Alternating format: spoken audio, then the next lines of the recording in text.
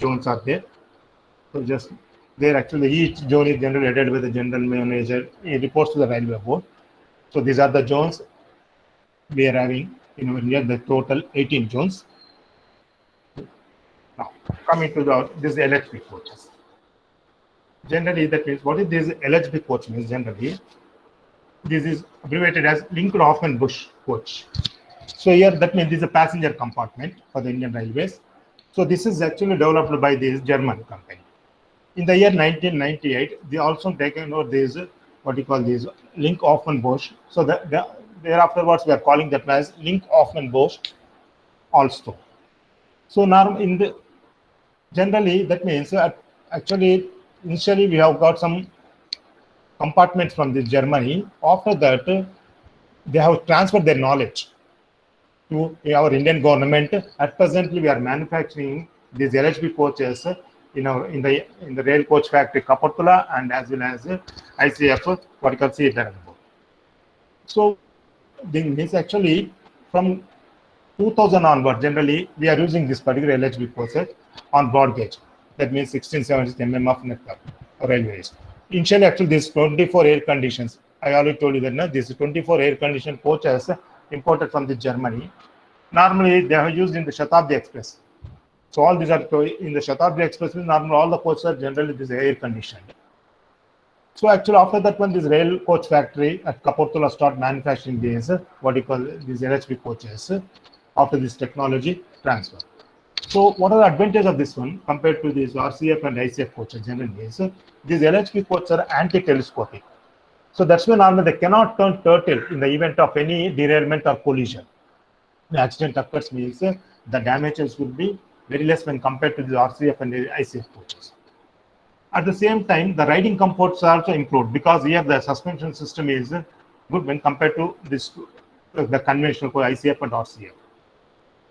Normally, these LHB coaches are also fitted with microprocessor control, a 5 capacity air conditioning system. Normally, for the passengers, it gives more comfort during the summer cooling effect and as well during the winter some heating effect. And at the same energy consumption is also less. These coaches are normal, that means they run at a speed up to some 160 kilometers to some 160 to some 200 kilometers per hour. So they are normally tested on our Indian track at 180 kilometers per hour. Successfully they are tested in the before this 2000 itself.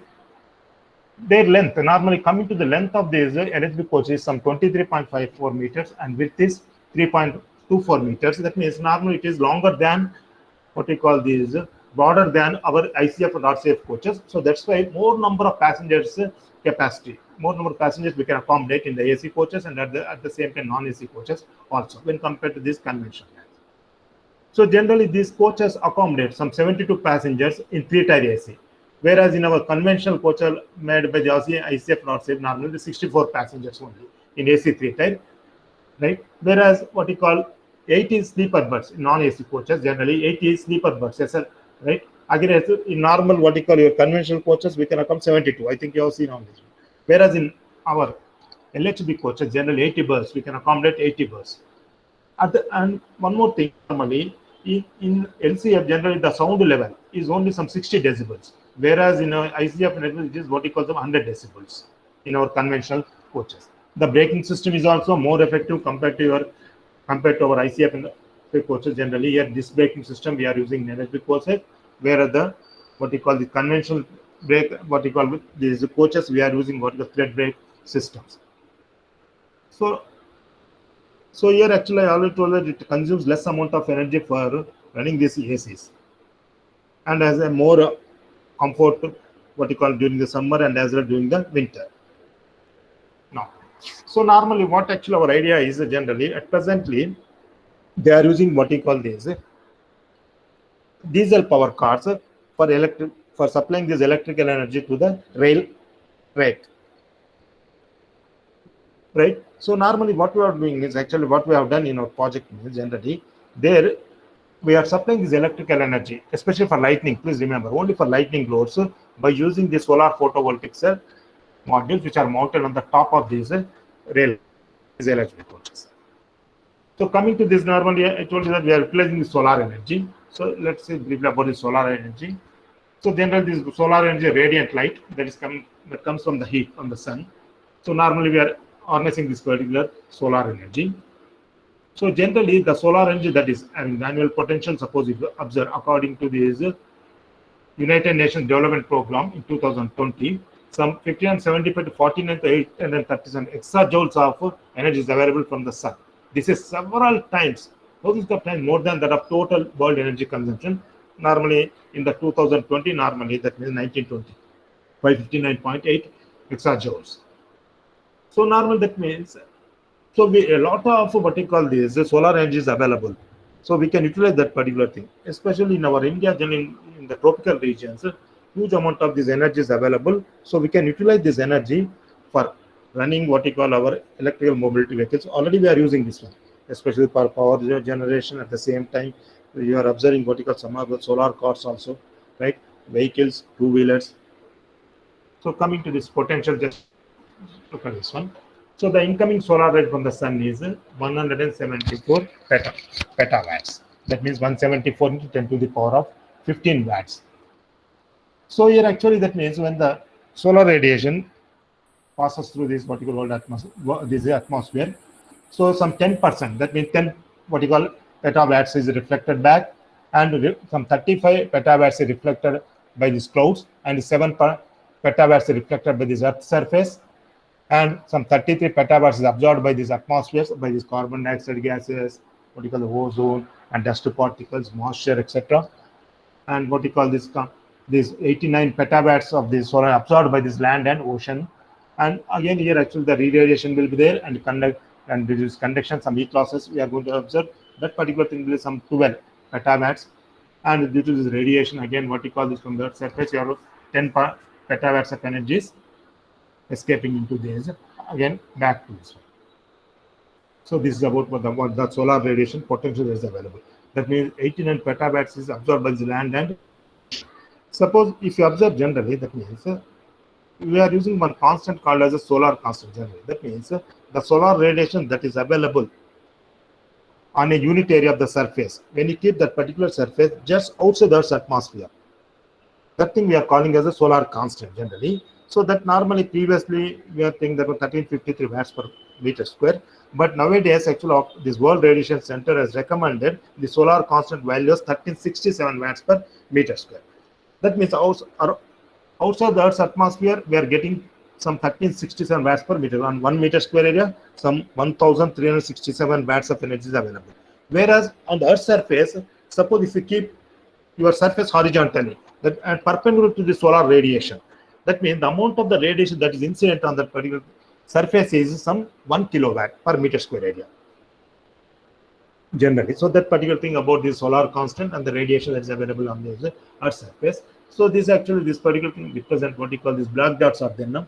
These black dots actually here, if you sum up all these black dots, it will be equal some 18 terawatts of electrical energy. So this is a very huge amount. So the world energy consumption we can easily meet with this particular thing. Now, so normally we are harnessing this. There are so many methods for harnessing the solar energy. Thermal energy conversion systems are there normally by using this photovoltaic cells. That means here actually directly we can convert this solar energy into this electrical energy. So let us discover the PV cells. So what is PV cell? Photovoltaic is the name of a method of converting solar energy to direct current. Actually using the semiconducting materials. Generally, that semiconductor normally they exhibit some photovoltaic effect. So normally we are using the solar panel. There actually we are mounting the solar cells, and we are connecting the solar cells in series and as well as parallel, so that we are getting the desired output from that solar system. So this how this PV cell works means. Actually here actually that means we are doping this phosphorus is doped in this n-type silicon layer, and another here boron is also doped in the p-type silicon. So the junction we are calling as a PN junction. When the solar radiation falling on this, generally what is happening means because of solar energy, the electrical near the top surface, that is at the PN junction, right? So that means that normally we are going to get this electrical current. So all we are aware of this particular principle. So normally that means regardless of the size, normally a typical the solar PV cell generally produces some 0.5 to 0.6 volts of DC under open circuit and no load conditions. The current, that means the output of the PV cell, generally this depends upon the efficiency and surface area. So at the same time, it is proportional to intensity of the sunlight that is striking this surface. Okay. So under peak sunlight conditions, a typical commercial PV cell with a surface area of 160 centimeters square. Now it produces some 2 watts peak power. If the sunlight is some 40% of the peak, now that means 40% of the 2 watts is nothing, 0.8 watts we are getting. That means you cannot get continuous this peak power. So normally some 40% if you consider, that will equal to what, 0.8 watts. So normally how this PV system normally works, solar radiation is this is actually photovoltaic module. So here actually the energy is incidenting on this solar energy. So solar energy normally contains photons, PHO, photons, package of energy. So normally this here actually this is a PV cell. PV module, this converts these photons of energy into what we call your electrical energy. So DC we are getting here DC. So with the help of this inversion, normally what we are converting into the AC, wherever the energy distribution is there we are using. Okay, or otherwise excess, so we can also connect it to the grid also. So normally that means whenever excess energy is there, or at the same times when there is cloudy conditions are there, nowadays we are observing, especially due to this rainy condition, at the same time in the night times, if you want to utilize this, we have to store that energy. There are different methods are available. Generally the most widely, the phase changing materials we are using, at the same time batteries also we are using. So the most widely used energy storage system is nothing, batteries generally we can store. So why these batteries we are using means normally all wherever. I already told you that whenever the cloudy conditions are there, when a sufficient amount of the energy are not getting from the solar panels, then by using this stored, we can place the stored energy in the batteries. For at the same time, generally, we can supply this energy during the night times also. So these batteries are normally we are protecting these batteries from the overcharge and undercharge generally by using what we call this electrical circuit. So at the same time, to get the stable voltages for our electrical appliances, generally we are using these batteries. From the batteries, normally we are supplying the energy to our electrical appliances. Now, actually, the installation of the solar PV modules over these LHB coaches we are doing. Actually, this is a challenging task, actually, strictly speaking, because the railway tops and roofs are normally curved section. So that's why a separate arrangement we have to use, right? So for arranging these panels on the rooftop of these LHB coaches. So generally that means these LHB coaches are not self. That means there actually we are supplying this electrical power by using the power cards generally.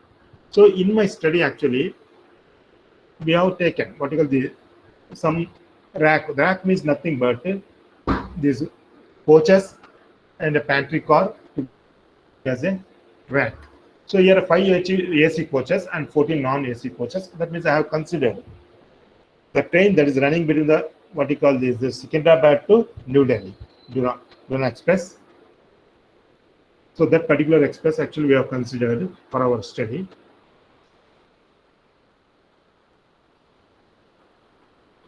So before going to see our case study, so normally this is actually the global horizontal irradiance. So generally that means suppose in a year, suppose if you consider the global horizontal irradiance will be more in the month of this May, right? And normally less amount we are going to get in the month of this December. So now this GH value is you are going to some 6.8 kilowatts per meter square in the month of May, and it is around some 4.2 kilowatt hour per meter square in the December. So these are now. So this is actually the LHB coach, roof of this LHB coach. So here actually our study starts here. So just look at this one. So here actually then on the top normally, so we are providing that this roof, top of this LHB coach, some water tanks. We have to provide some what you call the space. That means water tank for these ACs, space for non-ACs, and other for the vestibules and other this lavatory ceiling, and what you call this on the both sides. So here actually that means the the rooftop area available on this LHB coach, actually we have measured this particular thing, and this is some 93.60 meters square, and the literature also is available. The area that is occupied, these air conditioning units, lavatory ceiling, water tanks, walkways and ventilators, some what you call this is some 31.56 this area. If you take this area, if you add all these things, means we've got some 31.567 meters square. So normally the area that is available for mounting these solar photovoltaic modules is some 61.793 meters square. So to make our calculation simple, we made this area 4, A, B, C, D. So normally that means the solar power potential in the area 1 meter square that is available 154 watts peak power. So I already told that the solar constant according to World Radiation Center there is 1360 watts per meter square. So on the terrestrial solar radiation only 1000 watts per meter square. That means these are theoretical values. That means the radiation that is available on the Earth's horizontal surface that is 1 kilowatt per meter square. This is.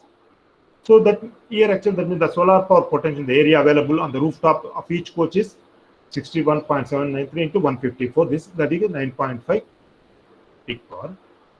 Normally we are taking some what you call system efficiency as some 80% and sharing region some 15. If you take that means 85% is available for conversion, and a system that complete system is 80%. Then that is only 6. If you multiply this 9.5 into 0.8 into 0.15, that comes around 6.5 kilowatts peak. So this is how this is figured. So actually, in the LHB coaches, we are into 2 power cards at the both ends of the ramp. So that means actually here we are using the 2 power cards. Actually, one only we are utilizing. So another one is for standby unit. As a standby unit we are using. So the power, the electrical power we are getting from that power card, that is the DG sets, right?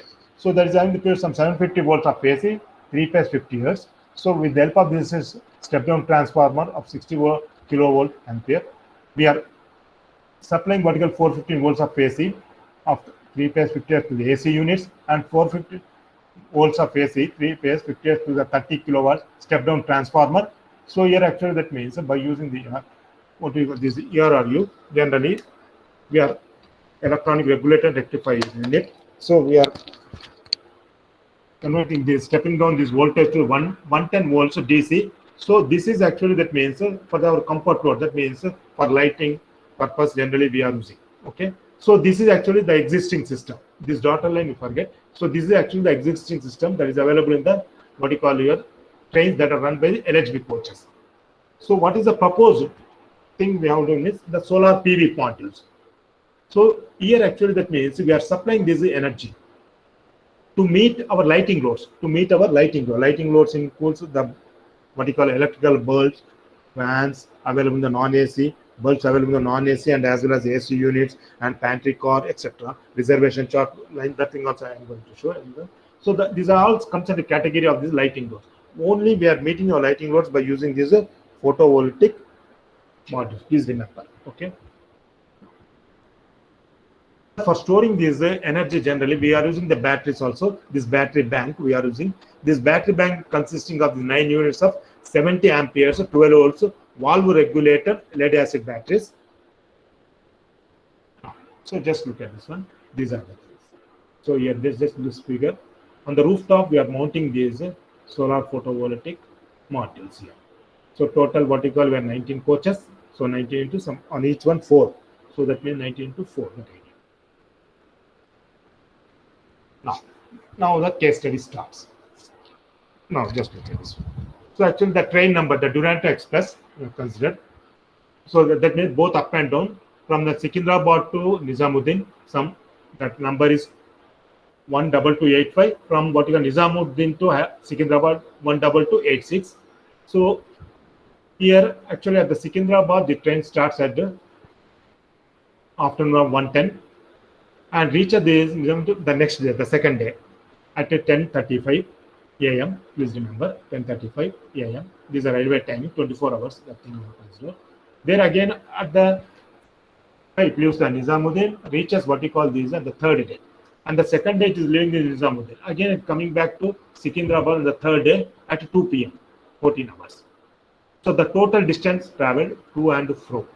The total distance traveled to and fro is some 3,334 kilometers. So the duration total, that means again, once you start from Secunderabad, again coming back to Secunderabad, some 2,730 minutes. So that is around some 45.5 hours.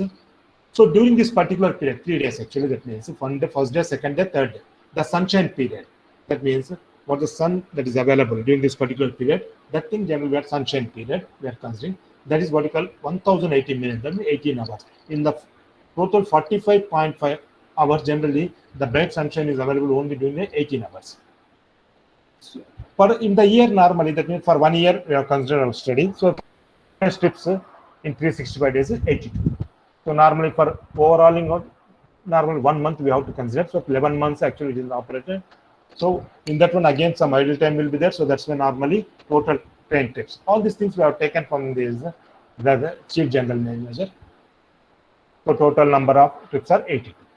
Coming to the coach, these LHB coaches, one right. So the total number of AC coaches in the Nizamuddin Express is 6. Number of non-AC coaches are 10. Number of pantry cars 1. Generator says the EOG, that is 2. Total 19. Total number of coaches are 19. So here the fuel used is the high-speed diesel. So normally in the generally high-speed diesel. Actually here the cost is some cost. Rupees 65 liters, 65 rupees per liter. So how I have got this particular thing is generally the latest. You may be surprised. Actually nowadays the 90 rupees, but actually for the railways in the last year generally, that means in the year 1819, Indian Railways actually they consumed around 2.8 billion liters of diesel, and they paid a cost of some 18,000 crores of rupees. They paid 18,000 crores of rupees to the IOC, Indian Oil Corporation, right, for this 2.8 billion liters of diesel. Suppose that the total cost, that the cost divided by this fuel. Suppose if you divide that volume of the fuel, so you are going to get some 64.28 rupees. So I have taken this particular thing, rupees 65 per liter. Okay, because in our vertical the stations we are getting this the sale taxes, state tax, etc. All these things. For the railways you won't find that particular thing. So that's why you have got the cost of rupees 65 per liter. So these are the electrical loads in the LHB coach. So this AC unit, the wattage is 11,500. Number of units are 2. Net wattage is 23,000 watts. Tube lights 25. Okay. That means number of units are 5.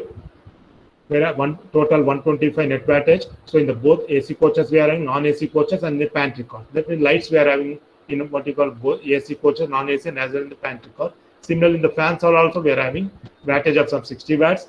Some number of total 30 fans are there in the rack, and some net watt is 1800 watts. AC in the AC coaches we are having that one, in non-AC coach pantry car. So night lamps in all the 3 things. Just look at some lavatory lamps. Each is having the wattage of 20. Right, 4 number of units are 4 net wattage, right? So like this, lavatory pump, emergency lamp, vacuum flush, reservation chart lamp, some other loads, power sockets for the mobile, right? Phones and laptops also they are keeping in these power sockets only. And in the pantry car, some 15 liters of water boiler is there. It's having what you call wattage of some 2000 watts. Some 11 liters of soup warmer, hot cases, water cooler, all these things. You know, each and everything we have considered. And this right in the AC coach, non-AC coach, pantry car. But actually we have concentrated on these electrical loads. Please remember. Now the summary of these electrical loads in the rack, right? That means all these 19 coaches. The connected electrical load in the AC coach is 26 kilowatts. In the connected electrical load in the non-AC coaches, we have got some 4.6 kilowatts. In the pantry, the electrical load in the pantry car is 10 kilowatts. Net electrical load in the rack, the 19 coaches, 212.4 kilowatts.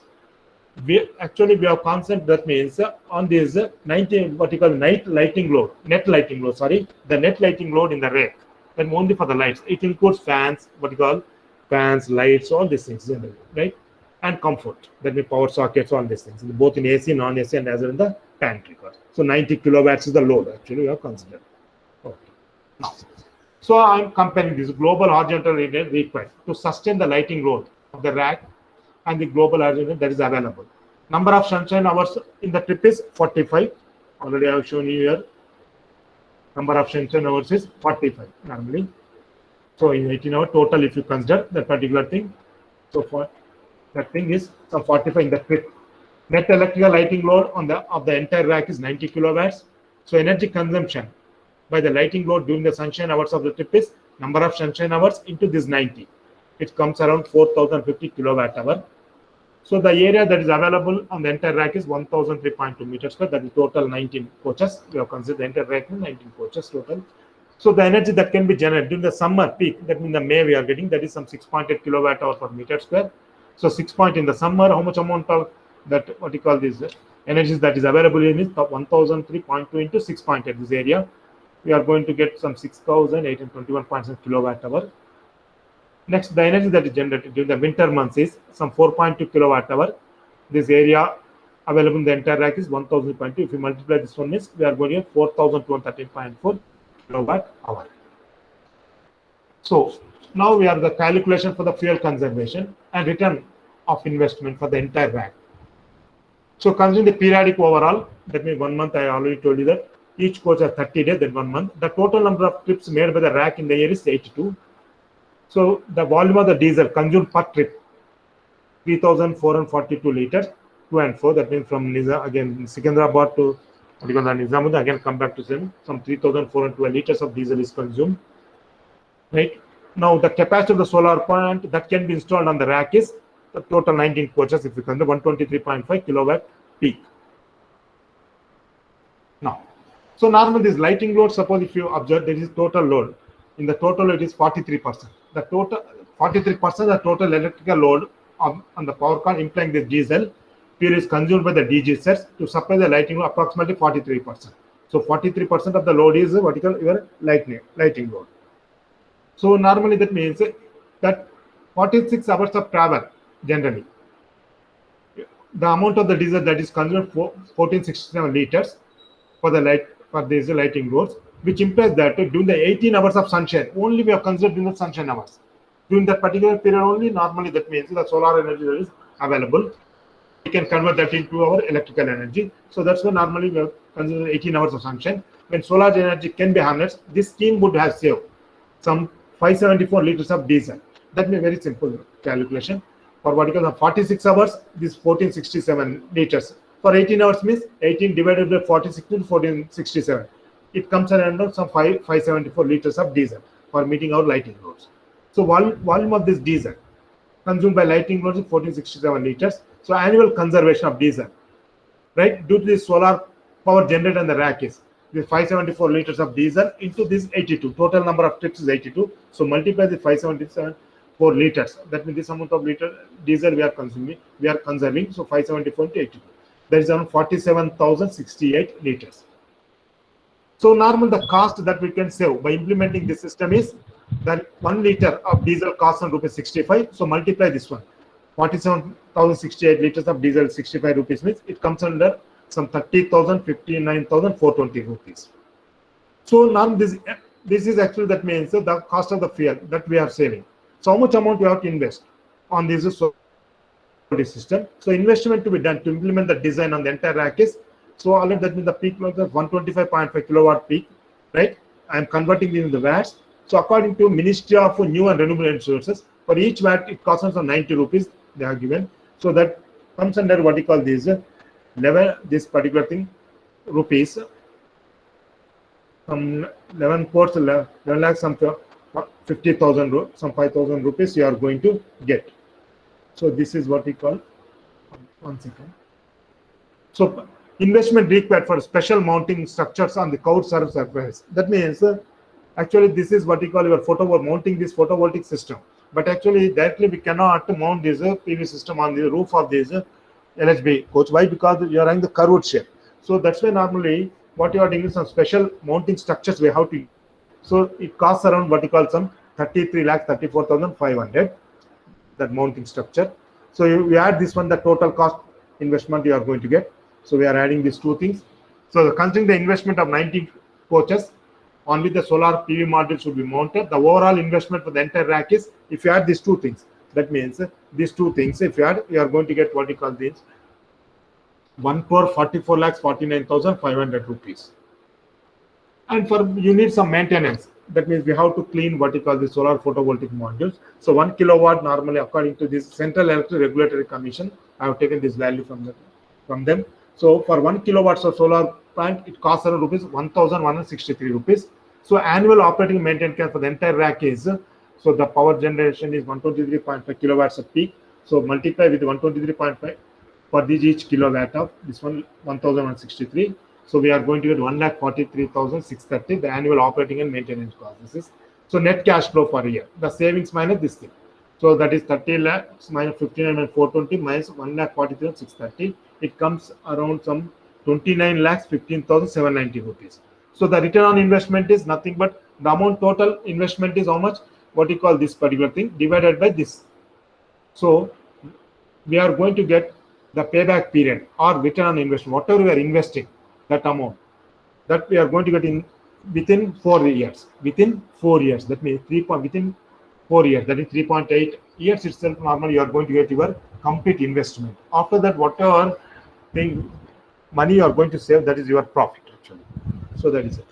So the return on investment less than 4 years. You may be surprised. Suppose that the diesel cost is increasing, for example, at the time this return on investment definitely becomes what you call this below 3 years also. Within 2 to 3 years also, you can get your return on investment. You may be surprised. When you go through this what you call calculation, then only you can come across this thing. Please remember. So at the same time, not only we are conserving what you call the diesel, right, in the form of money. Sir, sorry to disturb you, sir. Sir, we are running out of time. Oh, just 5 minutes, sir. So this Okay. calculation is carbon dioxide emissions. So normally we are saving what we call this diesel. So normally if you burn 1 liter of this diesel means, as a rule of thumb, it emits 2.66 kg of carbon dioxide. So total carbon dioxide emissions avoided by going for the solar photovoltaic system on the rooftop of the LHB coaches is 2.66 into this amount of this what diesel, that is 47,068 liters. If you multiply this one means we can save what you call 125.2 tons of carbon dioxide. That means emissions of carbon dioxide. So normally complete 100% carbon won't burn to what you call as a carbon dioxide. So normally some combustion efficiency, if you consider 99%, then the effective reduction carbon dioxide per year comes under some 123.9 tons of carbon dioxide emissions we are reducing by mounting this solar photovoltaic system on the top of the what you call LHB coaches, only to meet your lighting loads only. Please remember. Now, similarly, what you call this NO exemptions also. This is also very important emission. We have to supply this particular thing also, or we have to reduce this one. Generally, this NO exemption depends upon this engine speed. Generally, from the literature, if the engine speed is at some 400 to 1300 RPM, the NO exemptions is normally we are going to calculate 44 into n to the power of minus 0.23. That means n is the speed in RPM. So the average engine speed, normally I have considered, normally this speed, their LHB coaches trains can run at a speed of 160 kilometers per hour, but I have taken what you call the average speed of some 65 kilometers per hour. So if you convert this kmp to meters per second means it comes to 18.05 meters per second. So engine RPM is n into 60 divided by 3.4 into d, where d is the diameter of what you call your wheel. So the diameter of the wheel train means some 0.84 meters. So engine RPM we are going to get around what you call 409.46. The engine, that means the engine revolutions per minute. The diesel engine we are using there now, that means 409.46. So amount of NOx emissions we are going to get is some 11.03 grams per kilowatt. So actually our each power car has 2 DG sets, but only one we are using. Another one is as a standby. So that is having the what you call specifications, a capacity of 400 kilovolt amperes. So total NOx liberated in year equal to some this 400 kVA, that kilowatts, into 11.03 into 18 into 82 divided by 1000. That means I'm converting to tons. So that around comes at 6.51 tons. So amount of these NOx emissions we can reduce by going for this solar photovoltaic system or by mounting this PV system on the rooftop. This 6.51 tons. This is only for one train. Please remember, only for one train. Actually, we have made the calculations in the year 1819 for 175 trains. So this is actually the solar panels which are supplied to that this HHV, that solar one. This is actually HHV solar. This name of this company, they are supplying the solar modules to these railways. Final conclusion, generally, just look at this one, time is running out. So normally by implementing this scheme, some 178 trains running with 3082, only 178 trains data we have taken, because some 6000 trains are running, but actually we have taken only 1078 trains running with what LHB coaches, right? That is, they are having about 3082 LHB coaches in a railway service. We can save. Just look at this figure. Such a huge amount of volume of diesel we can save. In terms of money, suppose if you observe, somebody calls this 95 crores, 48,088 rupees per year. This such a huge, nearly what you call this 96 crores of rupees we can save. Suppose if you go for what you call this solar photovoltaic system on the top of these railways. At the same time, the emissions that we can reduce is some particular carbon dioxide emissions are around 22,054 tons of carbon dioxide emission we can reduce. Normally, this is what we call, this is such a huge amount. At the same time, normally the NOx emissions also some 1900 and some 62 tons of these NOx emissions also we can reduce by incorporating this photovoltaic system on the top of these railway coaches, which are in the LHB coaches. So actually, during the particular period, actually got this information from the Hem Singh, the Deputy Chief General Manager, South Central Railway, Secunderabad, and this particular work actually carried in the 2014 by the IIC people, especially this Center for Climate Change. My sincere gratitude to them also, Sharawat Vasisti and Sheila Ramshesha. These people are working with the Divecha Center for Climate Change, right? So I have got this data from them. So that's why I have to acknowledge them also. So thank you, sir.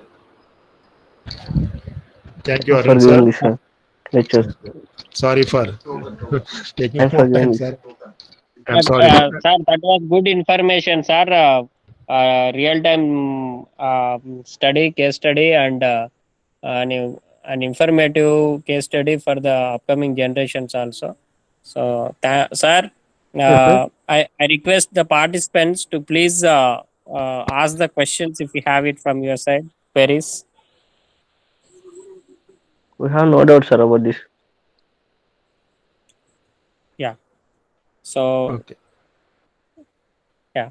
So lots of studies can be carried out in this particular area of research.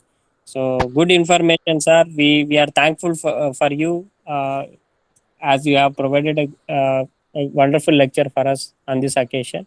So thank you, sir. Thank you very much, sir, for your presentation. Oh, once So again, we'll thank you. continue. Yes, sir. We'll continue KSRM faculty lecture series in the upcoming days also. So please join the lecture series tomorrow. I thank all the participants. Okay, Thank you, thank sir. you. Suresh, sir. Okay, sir. Thank you very much to the CRI people, at the same time our director, sir, and principal, sir, and management members also, sir. Thank you very much, sir, for giving me this opportunity. Okay, sir. Thank you. Sir. Thanks. Thank you, sir. Yeah. Shall I leave, sir?